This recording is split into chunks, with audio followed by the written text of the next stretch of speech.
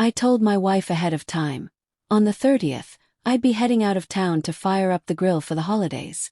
It was kind of a tradition. I planned to take the TV and the music center, turn on the fridge at the dacha, and tidy up a bit after a long winter. I promised I'd be back by the evening of the 2nd, partly because a colleague was celebrating his birthday at work that day, and I didn't want to miss it. My plan was simple: drop our 5-year-old daughter off at my mother-in-law's place, then hit the road. But life has a way of throwing wrenches in even the smoothest plans. On the way there, my car suddenly sputtered, coughed, and then completely died. I pulled over and tried everything I could to get it running again, but nothing worked. Frustrated, I ended up pushing it to the end of a building and parking it there. I figured I'd deal with it in the morning. Maybe call a buddy to help tow it to the shop. The evening dragged on. 10 o'clock came and went. Then 11. Still no sign of my wife. I called her phone several times, no answer. Midnight hit, and that uneasy feeling in my gut turned into a gnawing weight. Where the hell was she? I stepped out onto the balcony to smoke a cigarette, trying to calm my nerves. The cool night air did little to help. My thoughts were loud, intrusive. After I finished the cigarette, I decided to head to bed. No use staying up all night worrying. Just as I was about to turn in, I heard the front door click open. She was finally home. Relieved but suspicious, I walked toward the hallway to greet her. That's when something made me freeze. She wasn't alone. I stepped back, silent, and quietly returned to the balcony. From there I could hear them, hurried footsteps, hushed giggles. Then the bedroom door creaked open. Clothes hit the floor with urgency. My heart pounded. My chest tightened like a vice. Every second dragged like an eternity as I stood there, trying not to fall apart. And then her voice. Breathless, intimate. That was the breaking point. I walked in calm but burning inside. And I said, "Should I hold the candle for you, or would you prefer I join in as a third?" The shock on her face was almost theatrical. She pushed the man off her, scrambling to cover herself. The guy, clearly drunk and out of it, mumbled something about having too much to drink, then gave a sloppy apology before awkwardly stumbling out the door. But my wife, she made it even worse. "It was barely anything," she blurted out. He didn't even have time to finish. That line shattered what little strength I had left. I stood there, numb, watching the guy disappear like a bad dream I couldn't wake up from.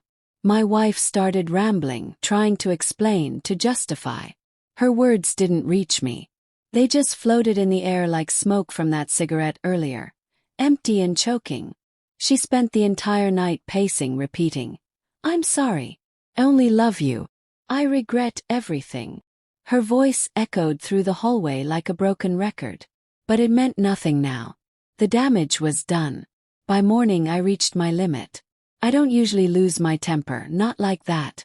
But I snapped, yelled, told her to leave me alone. Told her to just go. And I swore, something so rare for me it even startled me. Around 11 a.m., her friend Haley called.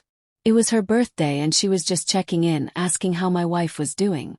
Then she said something that hit me like a punch to the gut. She casually mentioned that her younger brother had brought my wife home the night before, safe and sound.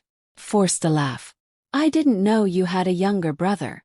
Haley laughed too, not catching on, and said, "Yeah, he even wrapped her up in a pink ribbon like a birthday gift." She thought it was funny. Cute even. But I felt sick. Later I found out her brother was just 18 years old.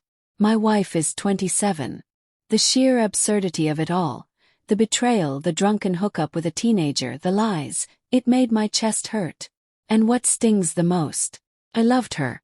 I really did. I wasn't perfect, but I always tried to make her feel special. Flowers for no reason. Chocolates from the stand near the bus stop.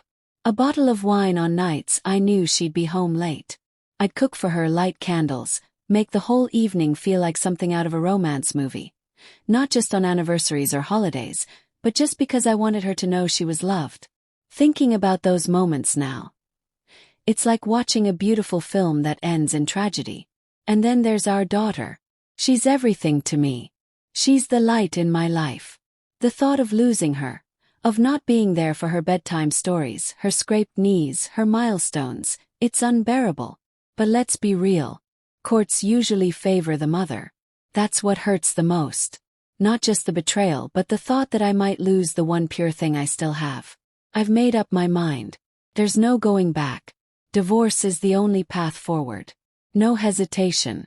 And honestly, I know a lot of men would agree with me. But what I don't know is, how do women see this? What would they say? Would they try to justify her actions? Would they understand the pain? 'Cause I still don't get it. I gave her everything. Love, trust, devotion. And she threw it away like it meant nothing. Now I'm left standing in the ruins of what used to be our life, with a hollow ache that won't go away. So if you felt this story, if it resonated with you, give it a like, share it with someone who needs to hear it, and don't forget to subscribe to the channel. And as always, thanks for watching.